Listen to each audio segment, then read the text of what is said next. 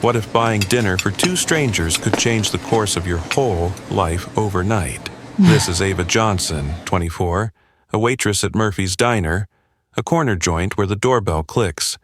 The coffee is a little burnt, and the hiss of frying oil sets the beat for endless night shifts. For the past 3 days, Ava cut soda-skipped snacks and walked instead of buying bus fare just to save up for one small treat, a hot burger, a side of crisp fries, and most of all, the right to sit down like a guest instead of standing to serve.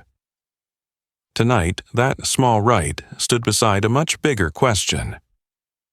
Table 6, the corner booth usually reserved for birthdays or awkward first dates, tonight held an older white couple. Margaret's leather coat was soaked, though the cut still whispered money. Harold's suit clung like a newspaper gone wet. They dug through their pockets a fourth time, panic rising. Only 2 cups of cold coffee sat in front of them. Outside November, rain pounded the glass like war drums, turning the parking lot into a shallow sea. Sandy Lopez, the shift lead, walked over with the check. Her voice regretful, but bound by policy. Big Mike O'Neill, the owner, watched from the kitchen pass, shaking his head. Rules are rules. At Murphy's, margins were thin as wax paper. One free meal out of pity could tilt the balance of a whole shift. Ava carried her tray past the pass through the steam of burgers, mixing with the sharp comfort of fries. She'd waited 3 days for this, not just from hunger, but for the brief power to choose what to eat, where to sit like a real customer. But when Harold Rowe's hand on the door handle, and Margaret glanced back at the glow of the diner, her shoulders folding like a leaf that missed shelter, the tray in Ava's hands grew suddenly heavier. Rain beat the windows. Forks clinked. Someone called for extra sauce. Each sound became a ticking clock to one single choice. Ava stepped forward. "This one's on me," she said, setting the tray before them, voice soft but steady. "Sandy, could you call Pete to tow their car? And may I use the landline to ring the garage?" Harold looked up. His blue eyes held something brighter than gratitude, more like someone taking mental notes. "Your name?" he asked, clear and formal. "Ava Johnson. Address 1427 Elm Street." He wrote each word slowly on a napkin, folded it, and slipped it into his jacket pocket like a filed record.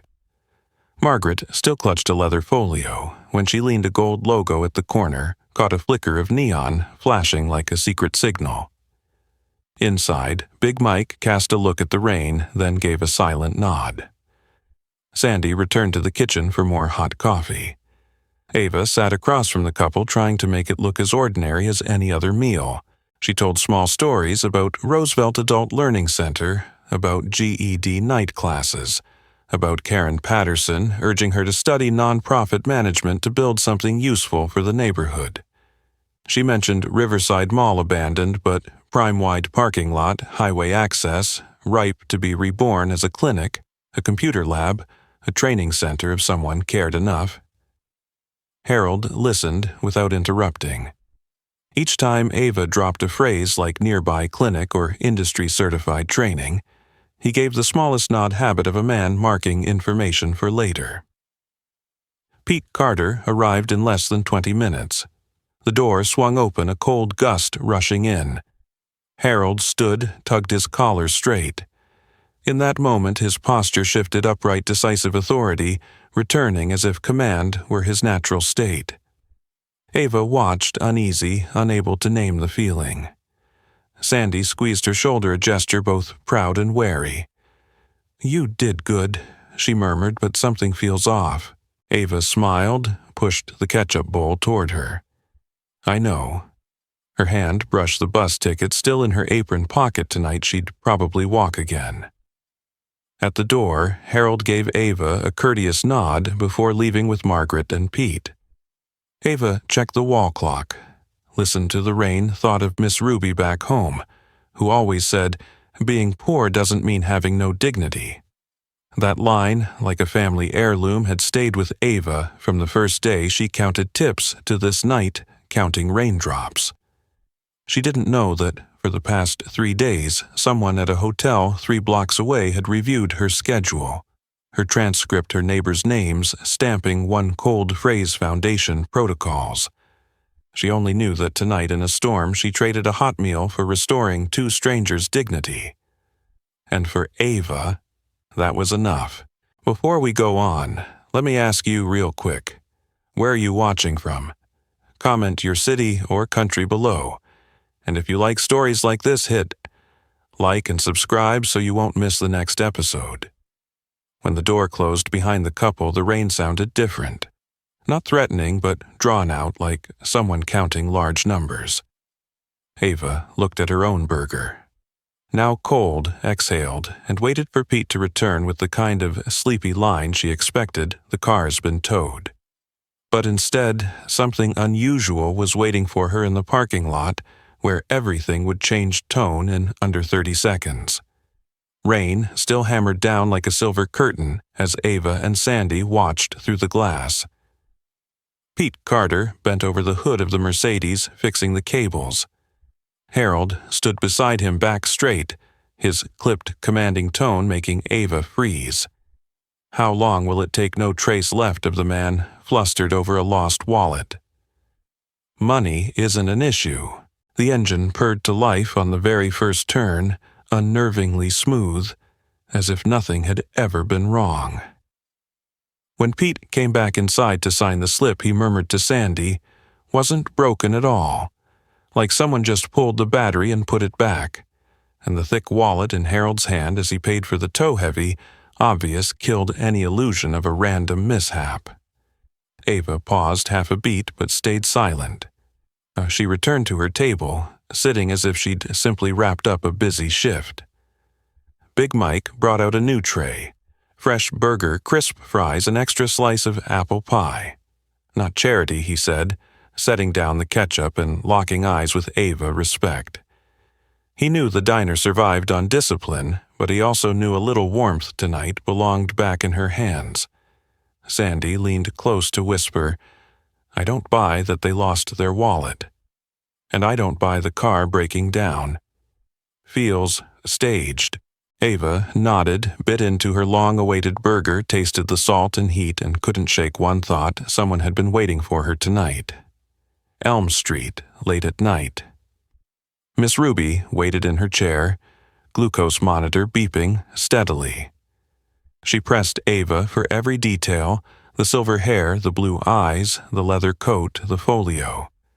She turned up the TV just as the news flashed the gold logo of a major charity, Whitmore Foundation. "Sometimes angels test hearts," she said, her thin hand closing over Ava's. "Remember, this kindness only grows the more you give it." Ava smiled. "You've said that all your life?" "And I'll keep saying it because it stays true all your life," she replied. Ava's phone buzzed a text from Jay Miller. "You'll never get ahead if you keep helping people." Ava didn't answer. She looked at Ruby's pillbox, cheap prescriptions, bent insurance labels, scraps of paper that tethered her to the ground. But tonight she felt lighter, because 2 shoulders had been lifted in the warm light of the diner. The next morning, Murphy's diner hadn't filled yet when Sandy rushed in. Breathless, "Pete says there was a driver in a black suit waiting by another sedan last night." He overheard the words "Foundation Protocols Candidate Assessment." Ava straightened. Protocols wasn't lost. Wallet language, it was the vocabulary of offices' procedures, people setting tests. Her phone buzzed again, Director Martin Harris from Roosevelt Adult Learning Center.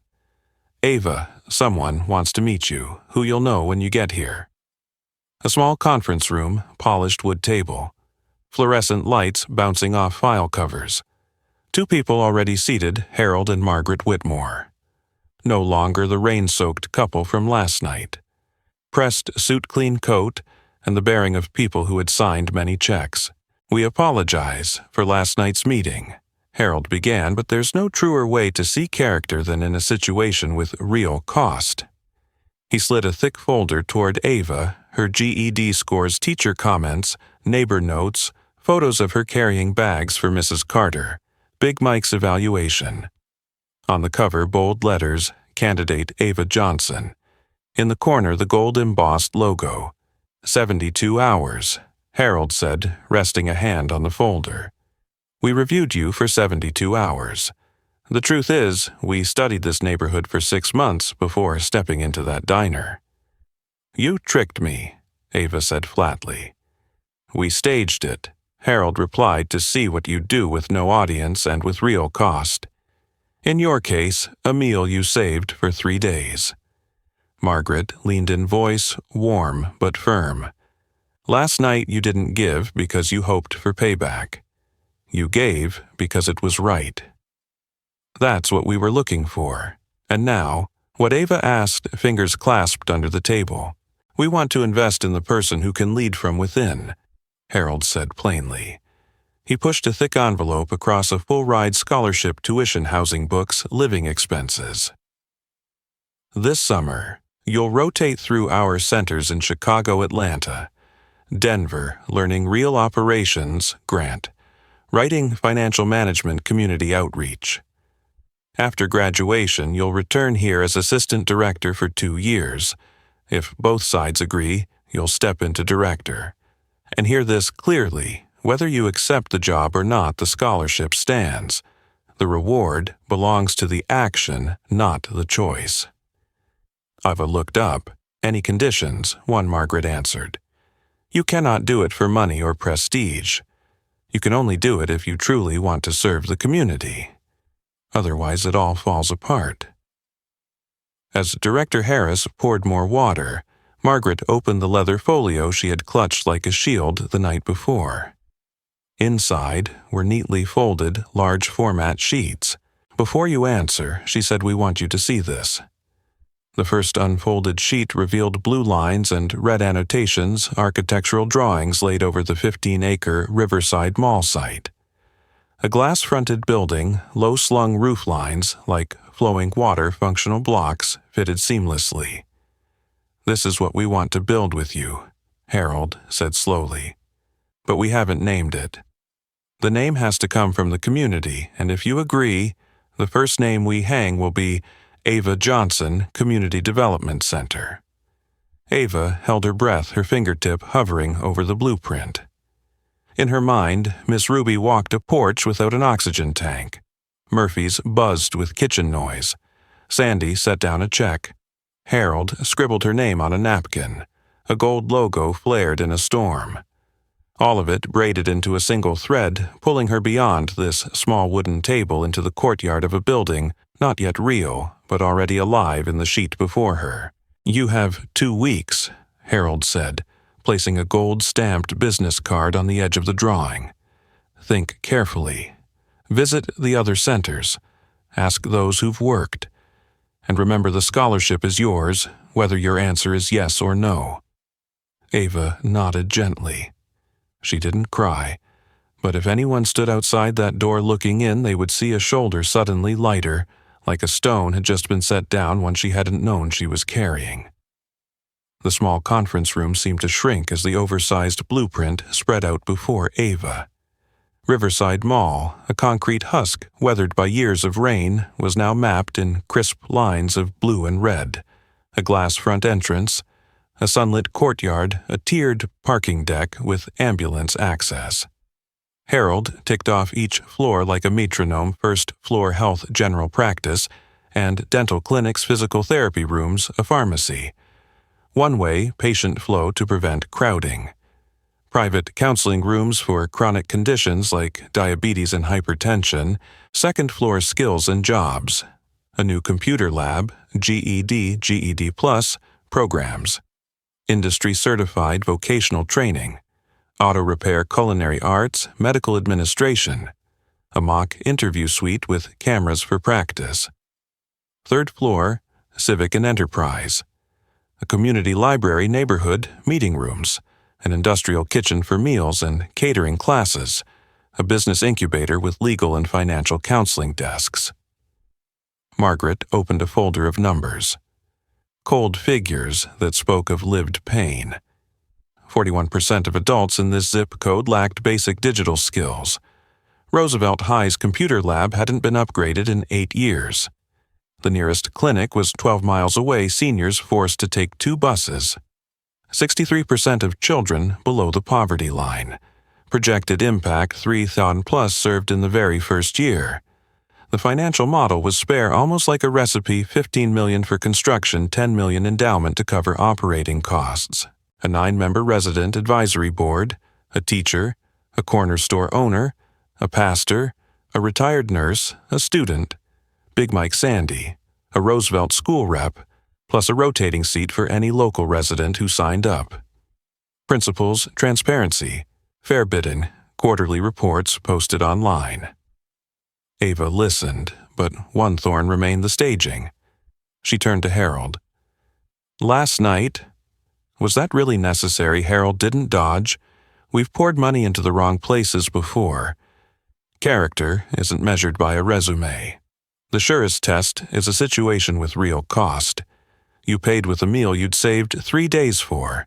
That was enough, Margaret added. And even if you say no, the scholarship stands. We reward behavior, not bribes. Ava stayed silent longer than it takes a cup of tea to cool. She needed a third voice, not the donor's, not her own. At noon, she met Miss Karen Patterson in the library. I hate the feeling of being tested, Ava said. But if what comes back to this neighborhood is a clinic, a lab, jobs does it outweigh that. Patterson leaned on her hand. Being angry at the method is healthy. But if you step in and set fair rules from within, the whole structure shifts. Somebody has to be in the room, and you fit better than anyone. That afternoon, Ava stopped by Murphy's. Big Mike wiped the counter, listened, then said only, "If you need an industrial kitchen, I'll install it. But remember, no matter how much money they drop, the kitchen belongs to the cook." Sandy pulled her aside. "Do it. And make sure there's a chair for the neighbors at the table. Don't let anyone give it a name without giving it their heart." That night on Elm Street, Miss Ruby sat upright in her chair. "I don't like riddles," she said, "but I like when results land in real lives. Don't trade yourself for money.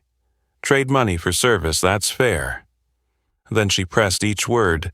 Kindness multiplies, but discipline keeps it growing. The next day, Ava donned a hard hat to walk Riverside Mall with the design team. Dust, broken brick glass hanging from hinges, but light poured through a skylight gap, striping the floor like uncut ribbons waiting for scissors.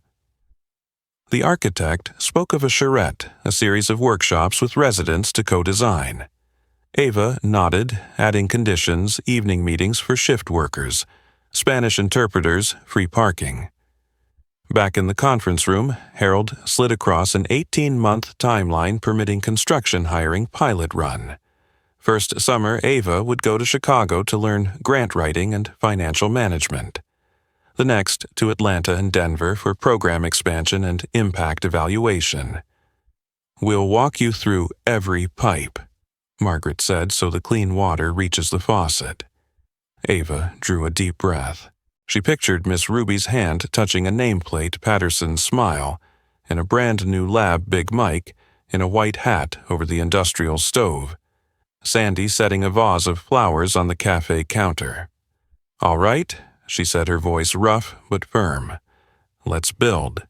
She signed the scholarship acceptance, the internship MOU, the community board charter. Harold extended his hand. "Welcome, future director." Margaret leaned close. "Don't forget to sleep. Sleep is discipline, too." On the way home, Ava texted Sandy resident meeting Thursday 7 p.m., cookies and coffee. The reply came back instantly. Roger. At the intersection before Riverside, the light turned red. Ava looked past the windshield at the memory of the blueprint. Tonight, for the first time, she felt a small city had shifted half a step toward her. Construction wasn't magic. It was schedules and sweat. In the first month, Ava stood in Roosevelt High's auditorium, running a charrette residence, pinning needs onto a giant map. Youth groups pitching a podcast studio in the library. mothers demanding a childcare room next to GED classes, seniors asking for benches with armrests along the hallways. Ava's notebook filled to the edges, every request tied to a person's name so no one became just a statistic. The building permit came 2 weeks late over a fire safety clause. Wearing a reflective vest and holding revised plans, Ava knocked on the planning office door at 7:45 a.m. The city engineer glanced at his watch. "You're earlier than my coffee." Ava smiled. "I brought the coffee." 90 minutes later, the snag was cleared. The approval stamp thudded down before noon. That afternoon, the contractor reported rising steel prices. Harold proposed rerouting supply from southern warehouses. Margaret suggested material swaps in non-load-bearing areas. Budget intact timeline slipped 3 days. Ava made it up with late-night work during finishing. Summer Wertz, Chicago. Ava learned to write grants like stories with data, start with people close with indicators. She shadowed the CFO through zero-based budgeting, learning to spot a misaligned row in a spreadsheet like a crack in a beam. Summer 2, Atlanta and Denver. She studied operational logic scheduling clinic rooms, allocating GED slots, finding choke points at entryways. Every system was a flow that needed unclogging. Back home, Ava opened hiring. Dr. Sarah Martinez, a family physician with 8 years' experience, agreed to lead the clinic. "If I have authority over clinical decisions and chronic care protocols, I'm in." The industrial kitchen brought Big Mike in as layout consultant. He tapped steel counters plotting the prep-cook-serve flow to avoid jams. Sandy submitted her cafe plan, small, clean, affordable, with free reading hours for GED students. The residents' council met in a packed winter session. Ava sat level with everyone else, no elevated chair. Every decision passed 2 questions. Who does this serve? On what evidence, neighbors voted for 2 pilot programs, adult digital literacy and ServSafe certified culinary training. Opening day wasn't fireworks but 3 ribbon cuts, 1 for the clinic, 1 for the computer lab, 1 for the industrial kitchen. Miss Ruby braced on the railing to cut the clinic's blue ribbon. Her oxygen machine had retired after 3 months of trial therapy. Ava gave a short speech. "This center isn't a gift, it's a commitment. You don't come here to receive, you come here to build." Channel 7 zoomed in, flashing the Ava effect on screen. 6 months later, the numbers landed like steady drumbeats. 800-plus clinic visits, 38% chronic cases in regular follow-up. Roosevelt High scores up 22% thanks to quiet rooms and new computers. Vocational programs produced 43 new jobs. 12 small businesses launched 67 full-time hires outside the area. Crime down 18%, not from taller fences, but from people too busy with futures. Big Mike hung a sign, "O'Neill Catering, proudly trained." Here, hiring 6 graduates from the first cohort. Sandy's Cafe opened at 7 a.m., serving affordable coffee to GED students and clinic patients. But success brought the real test. A secondary donor arrived with a large check and 1 condition: name the training wing after their family and give hiring priority to their relatives. Ava brought it to the residents' council. Debate flared, accept the money and bend or refuse and hold the rules. Harold said over the phone, "The choice is yours." Margaret texted 1 line, "Values are paid in installments every day." That evening, Ava stood alone in the industrial kitchen, yellow lights glinting on stainless steel like water. She remembered the burger she'd saved 3 days for Margaret's shoulders, folding in the rain the napkin with her name and address. This ecosystem of dignity had begun with an uncalculated act. It had to run without selling out principles. The next morning, Ava sent a short email, decline. Line 2, launch small grant drive, plus community fundraising. Line 3, publish public funding criteria. The Ava effect wasn't just good numbers. It was the discipline of choosing right when big money hit the table. That noon, Ava walked the glass corridor, glanced at the playground where kids chased each other. In the lab, adults learned how to write their first email. In the clinic, Dr. Martinez taught a diabetic patient how to read a prescription label.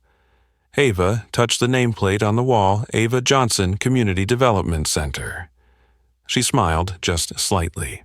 The next test was still ahead, an unstaged situation where kindness would need to sprint, opening a path for newcomers arriving in the city with almost nothing but their 2 hands. There was no such thing as a normal day in the first 6 months of operations. The clinic added evening hours for second-shift workers. The computer lab opened at 6:30 a.m. for parents dropping kids at school before studying for an hour. The industrial kitchen had to rotate sterilization 3 times a day because practice sessions exceeded forecasts. Ava started speaking more in terms of flow than plan the flow of patients, the flow of learners, the flow of budgets. Some days smooth, some days jammed, some days shifting suddenly like a rain-swollen creek. The first snag came from a splashy headline, "New Center Threatens Local Small Shops." A traditional medicine store owner on the next block claimed the clinic's pharmacy would steal customers. Ava invited him to the residents' council. "Doctor," Martinez pulled up data. 70% of prescriptions were insurance-covered meds residents had been traveling 12 miles to fill. The other 30% were essentials the center bought wholesale price ceilings posted on the wall. Big Mike stood, his voice booming. "The center doesn't sell grain powder, doesn't sell healing balms, doesn't sell ginseng. You keep your customers. The center keeps folks out of debt at the ER." The room laughed, and Ava closed the loop with an MOU between the pharmacy and 3 local herbal shops, 2-way referrals. The paper printed a correction the next week, headline changed to "Partnership, Not Competition." The second snag, a social media post, flared up. The center secretly took funding to favor hires from the foundation. Ava uploaded the transparency file, online donor list conditions, blind hiring process names hidden, scored only by skill rubric. Harold called Want the PR team to jump in. Ava, no data and process will speak. 3 days later, the post fizzled. The pinned top comment read, "Transparency starves rumors." The third snag, a call from the planning office. The second-floor fire exit needed extra railings because usage exceeded projections. Costs sprang up like springs. Margaret asked, "Where do we cut?" Ava scanned the utilization report and decided swap the small meeting room's wood paneling for cheaper tile, no loss of function to pay for the rails. "Nobody comes to the center for wood walls," she said, "but they'll come for a hand to grab when they need to run." The contractors nodded. Timeline stayed intact. In the whirlpool of operations, Ava kept 2 habits. Tuesday mornings, 10 minutes sitting in the chronic care counseling area. Thursday afternoon standing at the computer lab door greeting each person by name. "Hello, Miss Linda." "Hello, Trevor." "Hello, Miss Mai." Putting names before numbers reminded the team who the center existed for. Then another rainy night knocked, as if the city had its own clock to repeat old stories, with the roles reversed. Sandy called, voice urgent but half laughing, "Director Johnson, rescue me from a déjà vu shift. Table 6, young family. 2 kids asleep in their arms. Parents barely speak half a sentence of English. Ava was reviewing the monthly budget. She checked the clock, shut the laptop, 5 minutes, I'll be there. Murphy's Diner still smelled of frying oil. Still rang with the doorbell. Still had a white napkin lying by a chair leg. At table 6 sat Miguel and Rosa Santos, a man with sunburned hands from construction, a woman with the patient air of childcare work. Their 2 kids stared wide-eyed at the neon like it was fireworks. Sandy whispered, "They're short $4.80 for dinner." Ava looked at the coins in Miguel's palm, then at Rosa's shoulders, folding the way Margaret's once had. Everything was already in place, like a role-reversed test. Ava set down 2 hot plates. "This one's on me." She didn't ask why first. She asked their names. Miguel y Rosa Santos. She repeated slowly, spelling it exactly, making their names stand tall on the table. The napkin appeared again, not from Harold this time, but from Ava herself. She wrote their names, phone number, the center's address, and on the back scheduled appointments 10:00 a.m., family services, 2:00 p.m., electrical workshop. As they ate, the story came out in broken sentences and hand gestures, leaving El Paso chasing word of work here. Car broke down. Tow fees drained savings. No sponsor, no letters of reference. "I have skills," Miguel said, laying calloused hands on the table, the map of houses already built. "Yo también," Rosa smiled softly. "Kids? Good." Ava nodded, dropping phrases slow enough to catch certificates. References, practice hours, temporary childcare, mock interviews. When they left the diner, Ava saw their reflection in the glass and felt a line stretch from that first rainy night, when she gave a hot meal to strangers, to this rainy night when she handed out appointments and a path into the ecosystem. On the way home, her phone buzzed. Harold's text. One line. "Remember, kindness is the seed. Systems are the soil water light." Ava replied, "Soil is ready. Tomorrow we water." The next afternoon, Miguel showed up at the electrical workshop at 1:55 p.m., carrying an old toolkit tied with nylon cord. The evaluator, Mr. Cole, assigned him a basic breaker box wiring test. 15 minutes later, he looked at Ava, raised an eyebrow. "This one's site ready. Just needs the safety cert." At the same time, Rosa sat with the family services coordinator checklist in hand, immunizations, paperwork, bank account, childcare schedule. The children's room opened. Their 2 kids played with Legos in the sunlight. The day closed with a small sheet bearing 3 signatures, Rosa, Miguel, Ava. On the back, Ava wrote in the half-learned Spanish she carried, "Bienvenidos." "Esta casa también es suya. Welcome. This house is yours too." The days that followed began to click together like gears freshly oiled. Miguel took afternoon practicum shifts, mornings in construction safety and trade English classes taught by Trevor, once an electrician, now a volunteer instructor. Rosa signed up for ServeSafe twice a week in the industrial kitchen, while also attending early childhood aid training sessions in the children's wing. Their 2 kids carried tiny library cards toddling down the glass hallways each afternoon, calling out "Bye, Ms. Ava," with their accents curling the words. The center spun with them. On Ava's office dashboard, the numbers updated hourly. 42 chronic care visits. Today, 68 lab users, 15 electrical trainees, 2 kitchen batches. Not numbers to boast, but to steer tomorrow's flow, add slots, shift hours, move the office out to the front line when needed. By week 2, Miguel sat for a mock interview. Small room camera, overhead light. Mr. Cole played the contractor. "When do you use an MCB instead of an RCD? Explain, lockout, chuck, tagout." Miguel answered more with hands than mouth, sketching diagrams with a marker.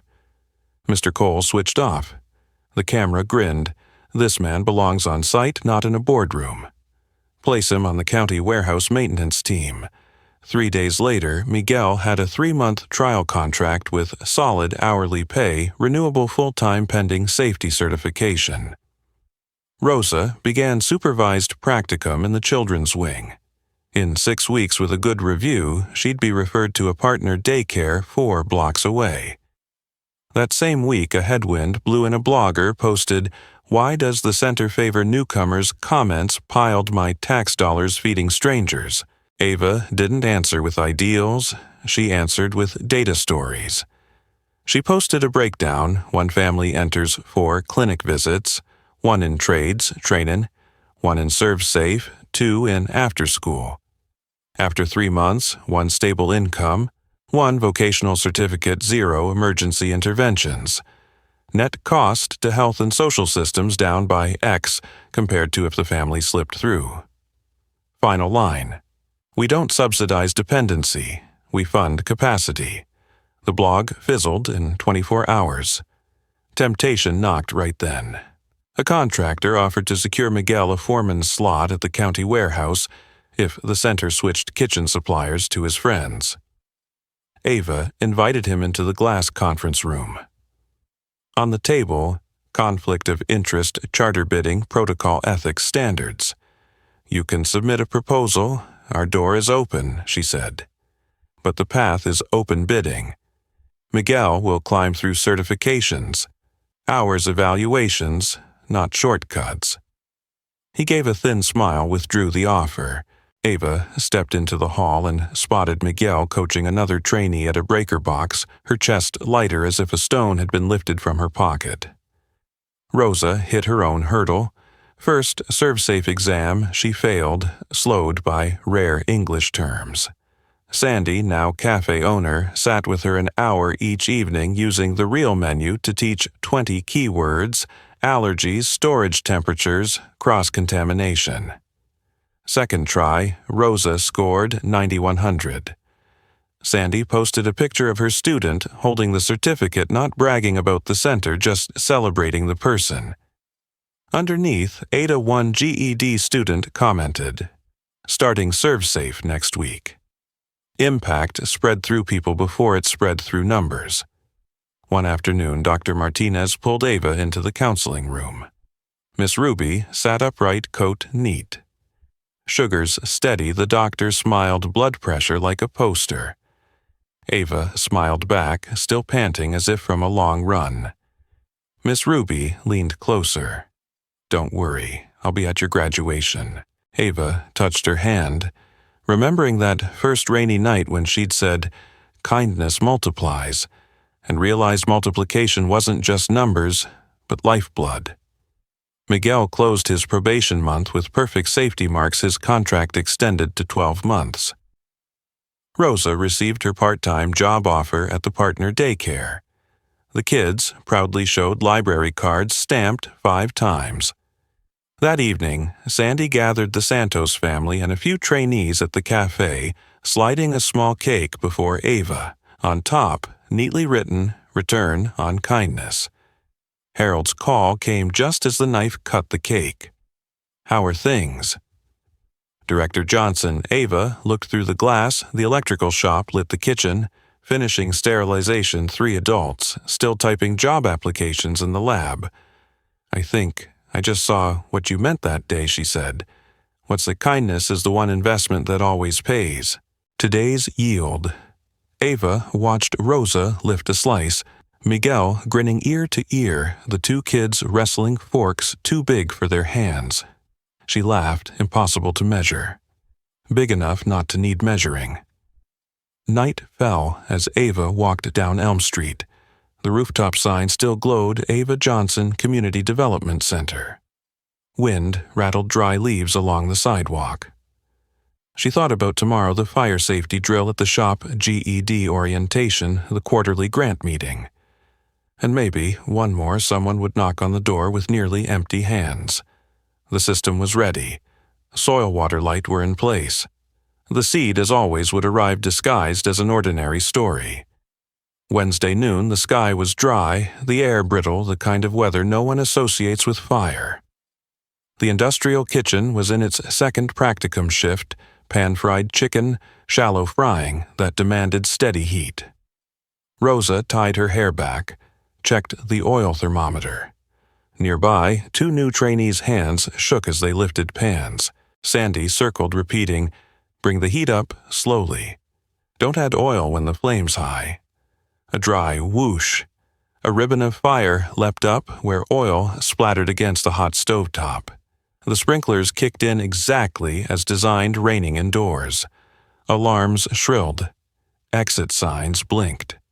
Hearing the alarm, Ava shifted instantly, voice low sentences clipped. Evac Team 1 lead first floor to east exit. Clinic prioritize slow movers. Mr. Cole lockout, tag out kitchen. Rosa with me. Miguel was in the electrical shop. He sprinted to the kitchen. Breaker slapped on the red lockout tag cut power by protocol. Dr. Sarah Martinez pulled the SpO2 probe off a wheezing asthmatic child, gave a salbutamol puff while counting steps out.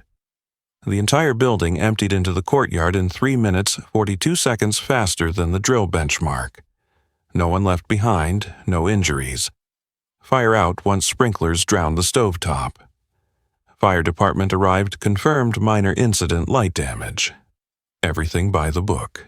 But social media doesn't print manuals. A shaky 12-second clip went viral, glass center in flames, people panicking. Words in flames and panicking spread faster than water from sprinklers. An anonymous account stitched in built glass palaces for show burning like torches. Ava's phone exploded. Donors, reporters, regulators. Harold called Want the PR team and Margaret texted 3 bullet points facts, feelings, fix. Miss Ruby was shorter, speak before they ask. Ava opened her laptop. 6 hours after the flare-up, the center's homepage carried a 1-page public report, timeline alarm, sprinklers evacuation power, cut fire trucks, arrival, departure, plus 2 photos drenched stovetop, and the lockout tagout board signed by Miguel and Mr. Cole. Below, 3 immediate actions. Add flare-up and grease fire module to in-house serve-safe hands-on lid cover, gas shutoff. No water. Install auto gas shutoff valve tied to fire alarm ordered to be installed within 72 hours. Review exits with County Fire bilingual drill scheduled next week. She opened the auditorium doors for a 7:00 p.m. town hall. Residents, students press welcome. The fire crew explained why heavy sprinkler spray was a good thing. Dr. Martinez recounted the asthma case handled on time. Miguel demonstrated lockout, tagout like a grown tradesman, English imperfect, but skill-speaking for him. Ava owned the gap in training new students and the process flaws. She didn't call it an accident. She spoke from responsibility. That night, the town hall clip spread wider than the 12-second video. Headlines shifted center handle's small fire by the book transparent within 6 hours. An elderly woman who attended handwrote a note to the foundation. I once gasped for air and smoke at my old apartment. Today, I saw a place breathe for us. By morning, insurance confirmed coverage. The fire department praised the evacuation time. The planning office suggested using the center's exit model for the city. The donor who'd once dangled naming rights emailed to withdraw their old conditions and offered instead to fund auto gas valves in every community kitchen citywide. That weekend, Ava taped an after-action review sheet in the lobby. What went well, what didn't. What changes by Monday green and red marker lines filled the page. Transparency didn't weaken the center. It became the discipline that kept the machine running smooth. That evening, Ava came home late. Miss Ruby waited on the porch, sleeves rolled to her elbows as if ready to cook. I watched the whole thing live. She chuckled. You did it right. Tell the truth, call it by name, fix it fully. Ava sank onto the step, leaned against her. In the distance, the radio read the news. The Ava effect isn't just jobs and checkups. It's how a community learns to face crises with data and trust. After the small fire alarm incident, the center's phone started ringing in a better way. Shop owners from 3 neighboring wards came to learn a shortened lockout-tagout protocol for small kitchens. The construction union proposed an apprentice track. Anyone who passed the electrical workshop could be referred into the maintenance teams of 3 major warehouses. The transit authority added a new stop right in front of the center. The weekend market turned into a pop-up skills and goods fair. Culinary trainees sold dumplings. The carpentry shop sold small bookshelves. Big Mike Catering booked events. Sandy's Cafe poured affordable coffee. Ava and her team drafted a 60-day playbook how to open a lab with 12 computers, but still keep mentorship ratios. A 6-step town hall template. a one-page donor transparency board, a crisis script of facts, feelings, fix. The Whitmore Foundation asked to share the playbook with 5 new communities about to launch. On the cover, Ava added a handwritten note, "Build with not for." Channel 7 filmed part 2 of the Ava effect. Ava, this time, they followed Miguel to the county warehouse, a man pinning on his name badge to a blue shirt, nothing like the day he counted coins at Murphy's. Rosa wore the T-shirt of the partner daycare greeting children at the gate. Their kids showed off thickened library logs. The closing shot was simple, Ava walking through the glass corridor, stopping to greet each person by name. Invitations poured in. The State University asked Ava to speak from kindness to systems. The statewide nonprofit conference wanted her on transparency and crisis handling. A magazine requested a cover photo shoot with the headline, "The Woman Resetting Community Rules." Ava picked few, declined many. She only accepted where real work could be dissected. She refused empty photo slots. My spare hours belonged to GED students and chronic patients, she told Margaret on the phone. A pretty photograph saves no one. At the nonprofit conference, a reporter asked outright, "That first night your foundation staged an act. How did you feel when you found out?" The hall froze, waiting for scandal. Ava didn't dodge. "I was angry because I was tested in a way I didn't choose. But outrage doesn't finish a clinic or a lab.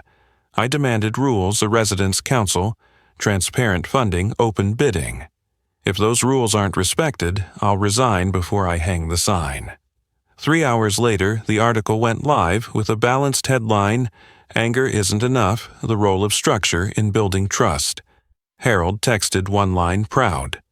Margaret added a hammer and heart emoji. The network spread like roots.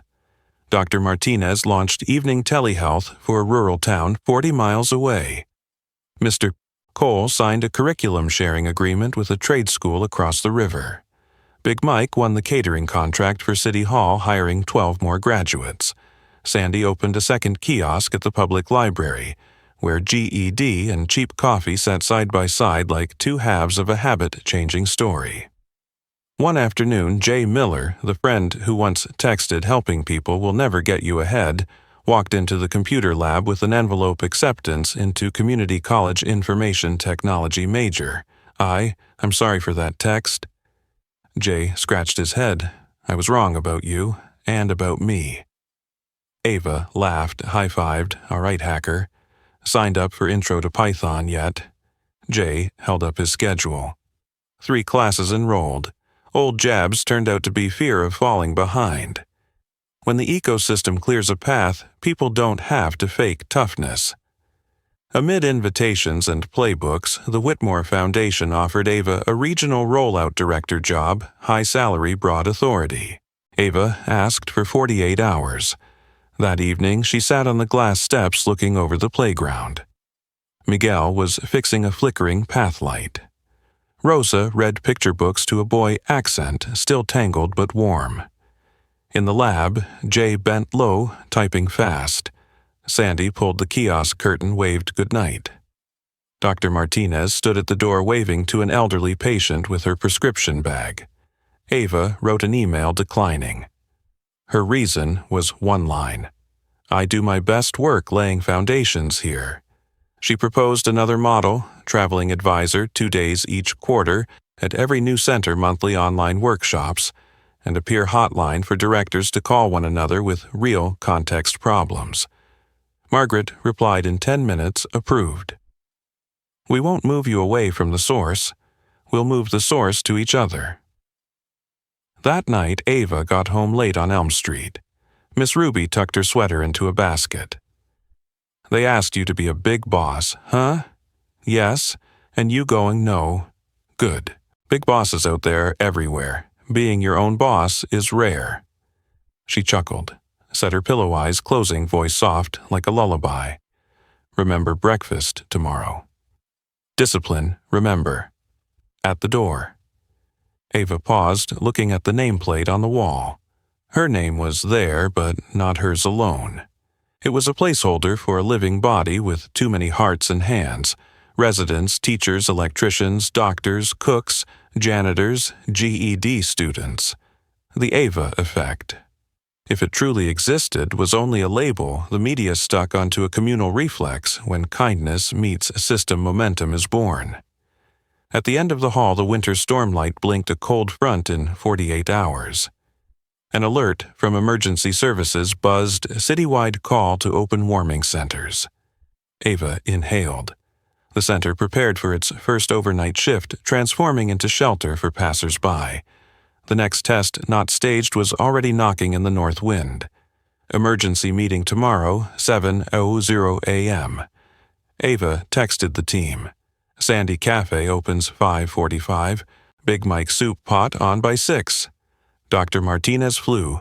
Kits stocked. Ava switched off the last office light. Outside, the wind scraped along the glass walls. Inside the system was warm humming.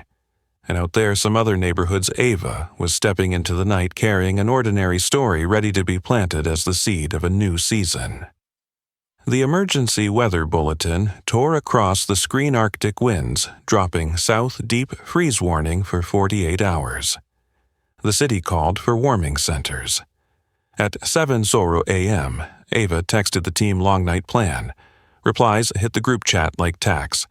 Sandy Cafe open 5:45. Toast and a pot of cocoa. Big Mike chicken soup on at 6:00. Served in rotation every 3 hours. Dr. Martinez prep hypothermia kits, foil blankets, SPO2 backup, telehealth. Mr. Cole check generator and priority load, lobby clinic kitchen. J set up guest Wi-Fi printer for intake. Red, yellow, green wristbands by care need. Family services kids corner with books, Legos, noise canceling headphones. 17:30. Wind howled along the glass walls. The doors slid open again and again. Ava stood in the lobby back against the wall like a stage manager at a crowded play.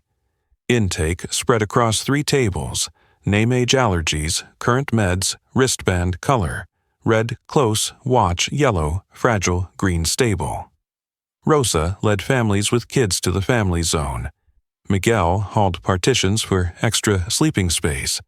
Sandy turned kettles into a chain. Big Mike stirred soup rich with onions. 20:10. An old man collapsed in the lobby. He's out, someone yelled. Dr. Martinez appeared without drama. I need a watch and SPO2. Her hand on his wrist, eyes scanning, skin tone lips, mild hypothermia, plus low blood sugar. Foil blanket wrapped warm cocoa and sips half a glucose tab. 10 minutes later, the man opened his eyes, whispering, "So cold." Ava pulled up a chair eye level. "You're warm now." She noticed his hand trembling when he said no home. Ava didn't press. She wrote his temporary address as here. 22:40. Lights flickered, grid power sagged. Generator kicked in. Priority zones lit. Kitchen rumbled awake. 23:05. Generator strained one line overloaded. Mr. Cole at the breaker, Miguel on his heels, headlamp snapping on lockout tagout. Ava pointed with 2 fingers. Kitchen clinic lobby shut the rest. J cut guest Wi-Fi, kept clinic network alive. 7 minutes ticking. Mr. Cole rerouted load. Miguel clamped a backup jumper like a vein graft. Generator steadied. Lights held. The kitchen exhaled. The lobby erupted in spontaneous applause. Ava didn't clap. She jotted on the board, event Lanar A19 overload. Fixed trim auxiliary circuits, plus fast shut-off training. Past midnight, a drunk staggered in loud voice, bloodshot eyes. De-escalation by the book. Sandy angled her stance, open hand, soft tone. Sit with me. Soup's still hot. Family services quietly shifted kids deeper inside. Ava flicked her eyes to security, let it be. 10 minutes later, the man ate soup, eyes softening. No ejection needed, just lowered voices. Arrow 2, 15. The door opened again. Harold and Margaret walked in, bundled in down coats, carrying bins of blankets. "We're late." Harold smiled, but we're here. No cameras, no speeches. They stacked blankets, ladled oatmeal beside Jay, labeling Wi-Fi cords with tape. Ava handed over the clipboard volunteer checklist. Harold signed like anyone else. Margaret quietly wiped tables in the kids' corner, where Rosa read a bilingual bedtime story to 5 drowsy children. 05:40. The horizon smudged gray. Guests stayed till 7:30 for breakfast.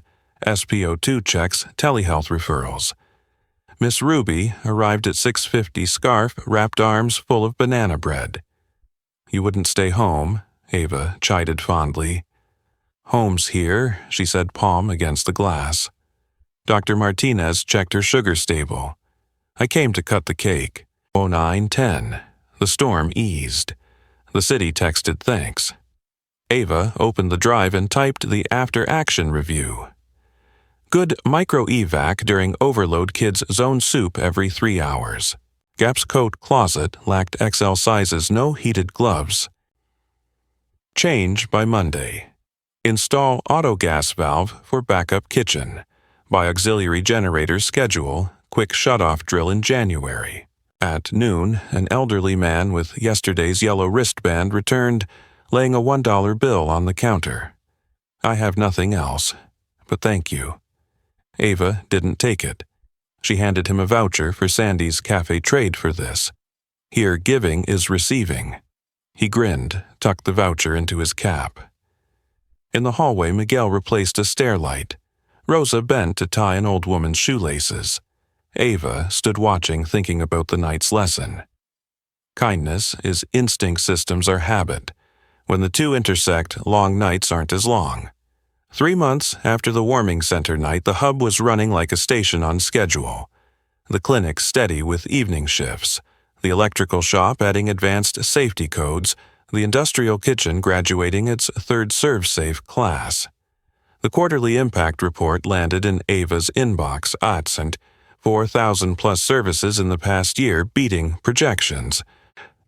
Neighborhood crime down 21%. Good completion rate up 19 percentage points. 43:28. New jobs previous. Conks this quarter. 12. +7. Small businesses launched. 0 emergency interventions for cold in a 2-mile radius this past winter. The Whitmore Foundation invited Ava to a strategy session. Harold opened, We're thinking less about expansion, more about replication with context. Margaret laid out a map of 5 new sites, a coal town after its mine closure, a suburb without daytime clinics, an island short on vocational training. Ava suggested don't copy-paste the industrial kitchen if what they need is carpentry. Don't build an 8-bed clinic if 4+ a mobile van fits better. Heads nodded. The 60-day playbook gained a new section, uncouple and reconfigure. That afternoon, Ava read her emails. Jay admitted to the city's IT apprentice program, still teaching Intro to Python at night in the lab. Miguel marked 1 year at the county warehouse now, full-time with full benefits. Rosa secured her daycare contract and was working toward her ECE certification. Their kids flashed 50 books read badges. Big Mike won the City Hall catering contract again. Sandy opened a 3rd kiosk at the new bus stop outside the center. Dr. Martinez received a local medical society award saying only, I'm just practicing my profession, but this place gave it a nervous system. One quiet evening, Ava slipped into Murphy's diner. Doorbell clicked, frying oil smelled like an old song. Table 6 sat empty. Sandy grinned. We keep that table on reserve. Big Mike slid over burger fries and apple pie the set. The door swung open. A young couple walked in, cradling a baby under a coat. They glanced at the menu, their wallet, then at each other. Ava didn't move. She watched the counter where 2 hot plates were already being set down by a GED student in a faded logo t-shirt. He stammered, This one's on me. His voice shook. His hand shook, but his eyes didn't. Sandy looked at Ava, winked table 6 tradition. Ava smiled, stayed out of the way. From her pocket, she pulled a small stack of napkins pre-printed with the center's logo and a line, "This one's on us." She laid 2 at the register, told Sandy, "Save these for the hard-to-say moments." Big Mike chuckled. "Don't print too many." "Remember when you paid with a handwritten napkin?" Ava nodded.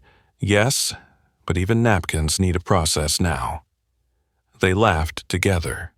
No spotlight, just a hand setting down pie before strangers, and a line small enough not to make history, yet big enough to change a rainy night. Late that night, Ava walked home down Elm Street. Miss Ruby waited on the porch, scarf draped across her arm. "Was table 6 busy today? It was already taken," Ava told her about the GED student. Ruby laughed, shoulders shaking.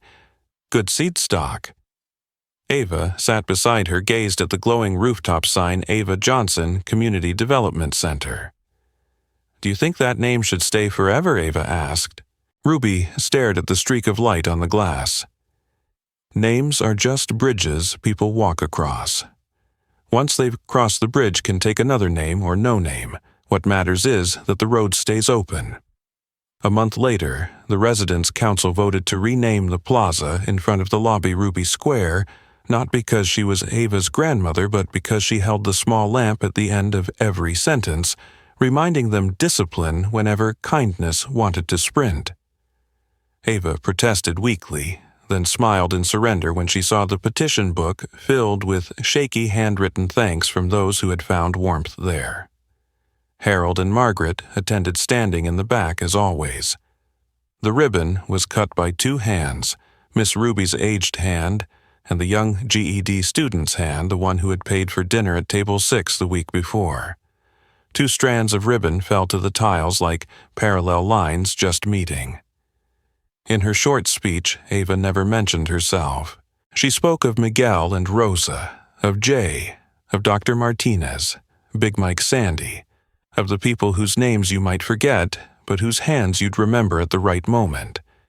She closed with something not a call to action, just a reminder. On some rainy night, each of us will be the stranger at the door of a warm place. If you can hold the door a half-minute longer. When the crowd dispersed, Ava stood alone in Ruby Square. Light wind. Sky cleared after the cold. In the distance, children's laughter from the kids' wing rang like bells. On the glass steps, the new month's after-action review sheet was already pinned with 3 blanks. What went well, what didn't, what changes by Monday. The machine still turned.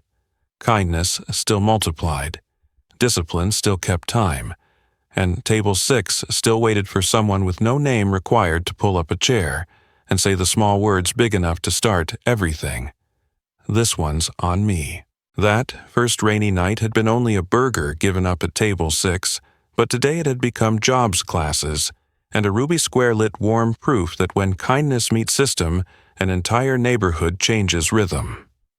Question for you. In the place where you live, where is your table 6? And who will you open that door for first? If this story touched you, hit like and share so more people can see it, and subscribe to the channel so you won't miss the next chapters.